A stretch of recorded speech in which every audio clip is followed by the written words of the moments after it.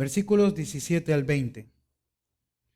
De manera que ya no soy yo quien hace aquello, sino el pecado que mora en mí. Y yo sé que en mí, esto es, en mi carne, no mora el bien, porque el querer el bien está en mí, pero no el hacerlo. Porque no hago el bien que quiero, sino el mal que no quiero, eso hago. Y si hago lo que no quiero, ya no lo hago yo, sino el pecado que mora en mí.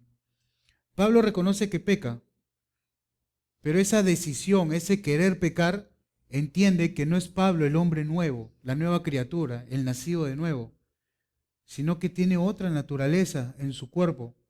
Él lo figura como su cuerpo, que es su parte pecaminosa, que lo jala, lo llama a pecar.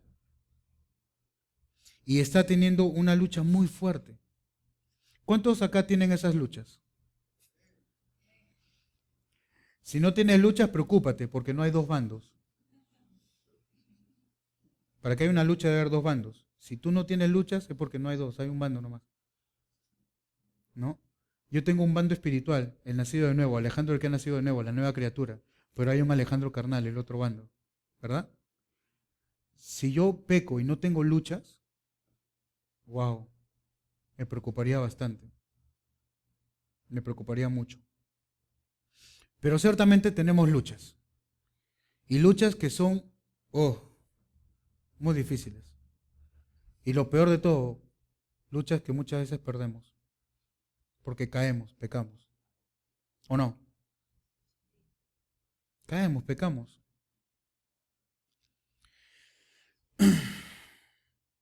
No llevamos la cristiandad muchas veces como quisiéramos. No oramos el tiempo que quisiéramos orar y cuando lo hacemos no oramos de la forma que quisiéramos orar. ¿Verdad? Cuando hacemos nuestro devocional no llevamos el devocional como quisiéramos. A veces lo hacemos hasta de paporreta o ya por costumbre. El amor al prójimo no lo practicamos muchas veces. Como que, no, mejor oro nomás y ahí, pero no me involucro en la vida de nadie. Me evito problemas. ¿No? Qué triste. Pero muchas veces pasa eso en nuestras vidas, ¿o no? Pasa eso en nuestras vidas. Vemos nuestros actos, vemos nuestras debilidades. ¿Y qué pasa? Nos desanimamos. Nos autodescalificamos para las cosas del Señor porque vemos que somos insuficientes. Como que llega un momento en que decimos, pero yo he hecho esto, he hecho el otro, he dejado de hacer esto que es bueno, el otro, y como que nos descalificamos, como que, no, ok, yo entiendo que el Señor me ama, sí, pero yo no sirvo, en verdad no sirvo. Dios no me va a usar nunca. Es más, yo sé que personas no quieren acercarse a Dios hasta por mi propio testimonio. He fallado. Le prometo al Señor, nunca más voy a volver a hacer esto que hice y al día siguiente lo vuelvo a hacer. Y seguimos con unas luchas muy, muy fuertes. Muy fuertes. Y lo peor de todo, pensamos que estamos solos. Pensamos que debemos tener esa lucha, esa batalla cruenta, esa batalla sangrienta, terrible, barbárica, solos. Y nos olvidamos por momentos que nosotros estamos plantados juntamente con Cristo y con su iglesia. Somos un cuerpo y nuestra cabeza, Cristo, es poderosísimo. Y nosotros no debemos tener esas batallas solos. Pero para seguir avanzando voy a leer el versículo 21-23 para completar la idea. Así que, queriendo yo hacer el bien, hallo esta ley, que el mal está en mí, porque según el hombre interior me deleito en la ley de Dios, pero veo otra ley en mis miembros que se revela contra la ley de mi mente y que me lleva cautivo a la ley del pecado que está en mis miembros.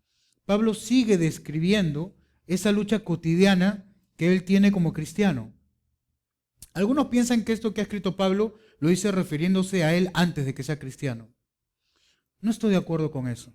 ¿Por qué? Porque el pecador no aborrece el pecado. Y acá Pablo está describiéndose que hay una lucha, deben haber dos bandos. Tiene que haber nacido de nuevo para que haya una lucha de ese tipo. Y dice que aborrece el pecado. Un pecador no aborrece el pecado, se deleita en el pecado, ¿no? Entonces Pablo está siguiendo mostrando algunas características de esa lucha, que lo que no quiero, eso hago, etcétera, ¿no? Habla sobre el hombre interior. El hombre interior se refiere al hombre espiritual, al nacido de nuevo, al Pablo renovado en Cristo, ¿sí? Pero también ve otra ley en su cuerpo. Es el pecado que mora en su cuerpo. Es decir, sigue y sigue con esa misma lucha. Tenemos que reconocer algo. El mal está en nosotros. Ahora uno dirá, ya está, claro. El mal está en nosotros. Todos los días pecamos. Ya sé, ya. ¿No? Novedad. Para eso vengo el domingo. Para decir que el mal está en... Ya lo sé. Pero muchas veces en nuestra vida cotidiana, como que no entendemos que el mal está en nosotros. Y sabiendo que el mal está en nosotros, es ahí donde nos ponemos justo en la línea. Si sabemos que el mal está en nosotros, si tenemos una naturaleza pecaminosa en nosotros, ¿por qué no permitimos y nos damos licencia en ponernos en situaciones que vamos a ser tentados? Si entendemos realmente que el mal está en nosotros, ¿por qué no tenemos una vida de oración? Si realmente entendemos que el mal está en nosotros, ¿por qué no estudiamos más su palabra? Si entendemos que el mal está en nosotros, ¿por qué no nos preocupamos de pasar más tiempo juntos? ¿Me dejo entender? Eso implica cuando reconocemos que el mal está en nosotros. Si el mal está en nosotros, entonces voy a pensar antes de hablar. No vaya a ser que ese mal salga a través de mi boca y diga cosas que no debo. ¿Verdad? Y si voy a tomar una decisión en mi vida, como el mal está en mí, un momento, voy a tomar tiempo para orar y consultar a Dios.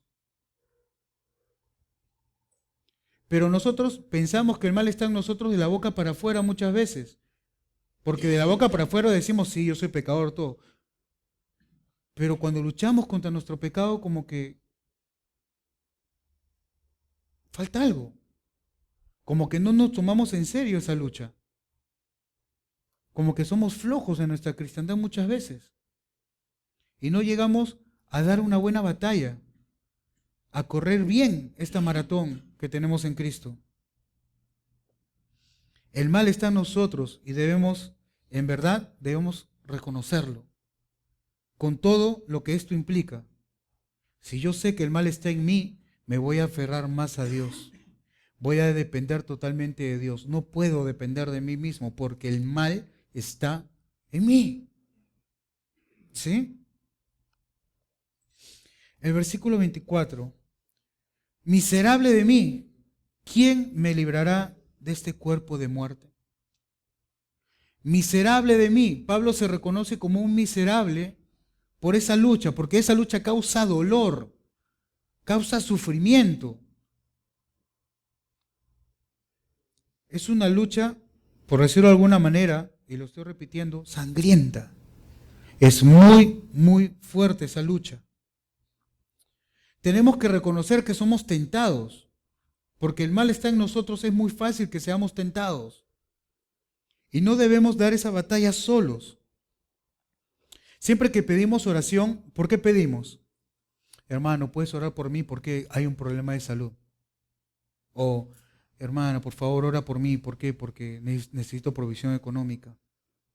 Señor, hermano, ora por mí. ¿Por qué? Porque necesito trabajo. Parece que tengo problemas en el trabajo, ¿no? Pero muy pocas veces, lo voy a decir con cuidado, ¿sí? Pero muy pocas veces decimos, hermano, ¿puedes orar por mí? Porque ayer casi me meto una página pornográfica.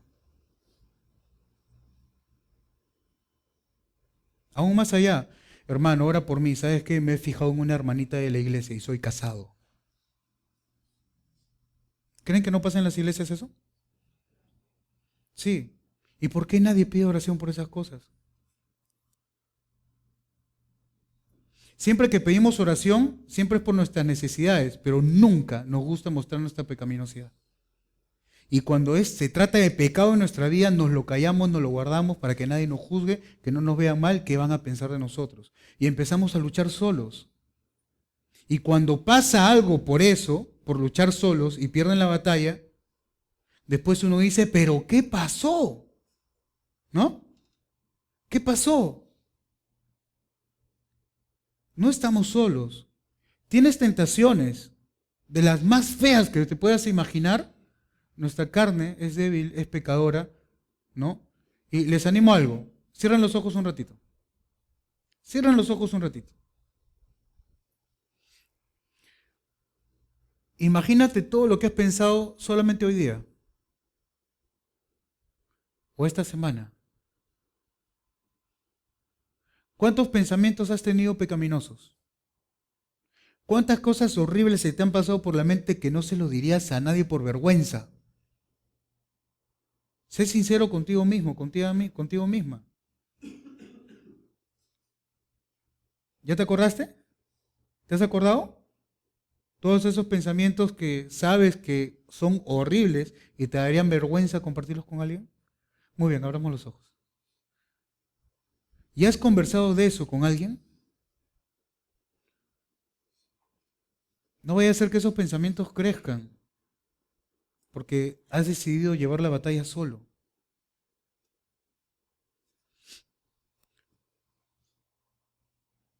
No estamos solos, somos un cuerpo. Somos un cuerpo. La Biblia dice que debemos ayudarnos los unos a los otros. Si estás pasando tentaciones, por más horribles, cochinas y feas que sean esas tentaciones, trágate tu orgullo, busca un hermano, una hermana, ora para tener discernimiento. Tampoco es que lo vas a publicar en Facebook, ¿sí? Pero busca una persona madura espiritualmente, compártele esa tentación. ¿Sabes qué? No importa si son las 2 de la mañana, si estoy a punto de entrar a una página pornográfica, ¿te puedo llamar para que oremos juntos? ¿Me puedes ayudar en eso? ¿Mm? Apoyarnos para evitar que pasen algunas cosas. Y les digo algo, el cuerpo de Cristo, cuando uno sufre, sufre todo el cuerpo. Y es muy triste, a mí me duele mucho en el corazón cuando alguien peca o cae en pecado, y a veces un pecado escandaloso, y la gente empieza a señalar, uy, qué hipócrita era ese, mira cómo venía, o aquella chica, cómo venía, y al final mira lo que estaba haciendo y todo, ¿no? En vez de preguntarse, ¿y tú dónde estabas? ¿No era su hermano o su hermana en Cristo? ¿Dónde estabas tú? ¿En qué lo ayudaste?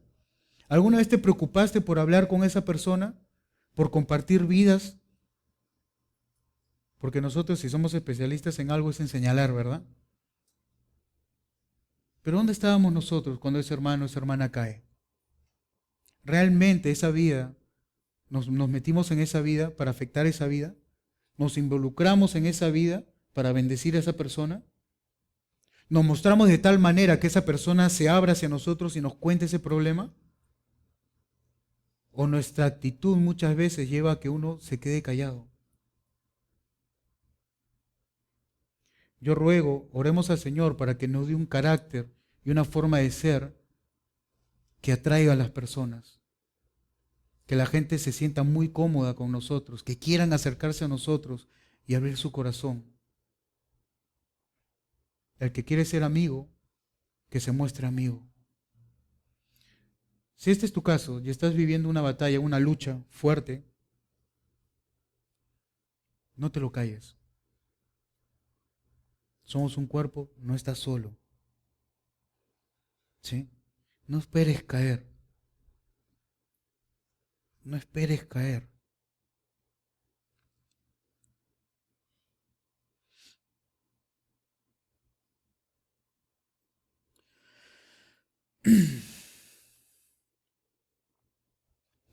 Pablo está reconociendo en el versículo 24, miserable de mí, ¿quién me librará de este cuerpo de muerte?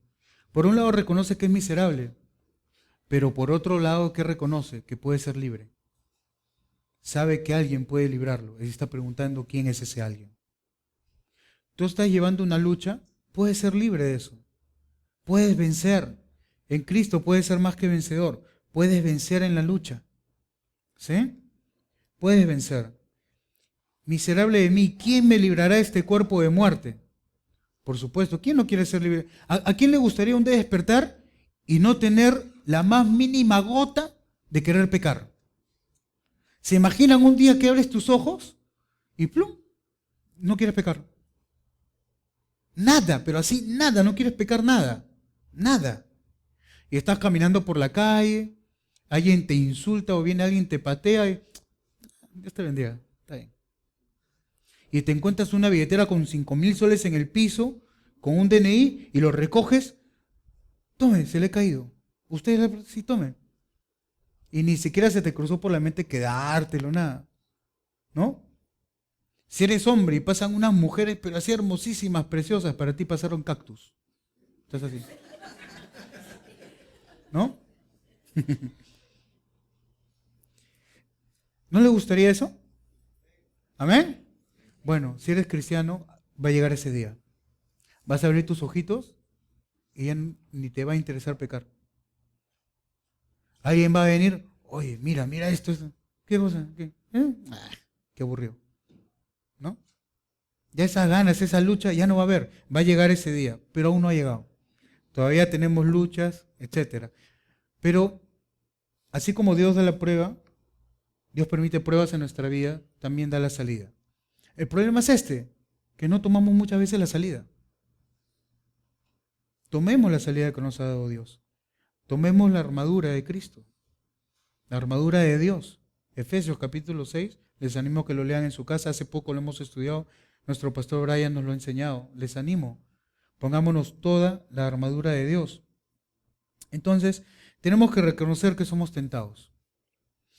Tenemos que reconocerlo, no hacer caso a nuestro orgullo, buscarnos entre hermanos, entre hermanas, perdón, apoyarnos mutuamente.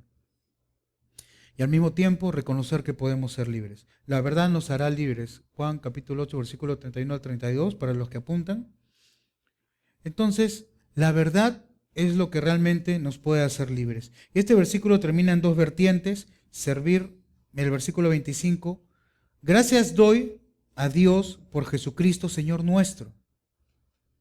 ¿Quién me librará de este cuerpo de muerte? Cristo. Cristo. Gracias doy a Dios por Jesucristo, Señor nuestro. Así que yo mismo con la mente sirvo a la ley de Dios, mas con la carne a la ley del pecado. Por un lado sirvo a la ley de Dios y por otro lado sirvo a la ley del pecado. ¿Qué es servir a la ley de Dios? Obediencia, en amor. No solo obediencia, sino en amor. ¿Por qué digo esto? Primero Cristo dice, aquel que dice amarme y no obedece o no guarda mis mandamientos es un mentiroso. Así que el obedecer a Dios va de la mano con amarle. Pero hay casos en que mucha gente quiere obedecer a Dios, pero no le ama. Y voy a dar un ejemplo muy significativo, creo yo, de la Biblia. Satanás, los demonios. Satanás habla con Dios. ¿Qué es orar? Habla con Dios. Entonces Satanás oró. Y no solamente eso, cuando Dios le respondió, haz esto pero no lo mates, hablando de Job. ¿Obedeció? O sea que Satanás ora y obedece a Dios todavía. Los demonios en el Gadareno, ¿no hablaron con Cristo? Oraron también entonces. Y cuando Cristo les dijo, vayan a los cerdos, ¿fueron? Obedecieron. O sea, también los demonios oran y obedecen. ¿Pero aman? No aman a Dios. Así que nuestra obediencia debe estar sujeta primeramente al amor que le tenemos al Señor. ¿Amén, hermanos? Entonces, por un lado servimos a la ley de Dios, andamos en obediencia, en amor al Señor, pero por otro lado a la ley del pecado. ¿Cuál es la ley del pecado? La muerte, la rebeldía, odio, todo lo que tiene que ver también con Satanás, matar, robar y destruir.